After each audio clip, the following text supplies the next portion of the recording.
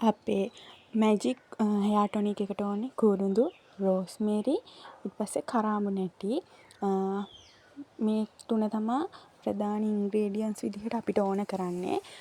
මේ තුන හොඳට නටන වතුර එකකට දාලා හොඳට තම්බ ගන්න ඕනේ.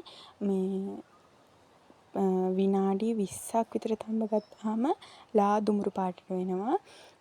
විනාඩි 30ක් විතර හොඳට තම්බ ගන්න ඕනේ. එතකොට තද්ද කහට පාට, ඒ කියන්නේ තේ පාට වෙනවා. ඒ වෙනකන් හොඳට තම්බ ගන්න ඕනේ.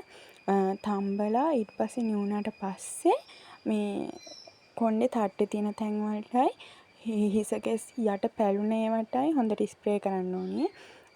සෙම තියෙනවා නම් හවස් වෙලාවට ස්ප්‍රේ කරන්න එපා. උදේට ස්ප්‍රේ කරන්න.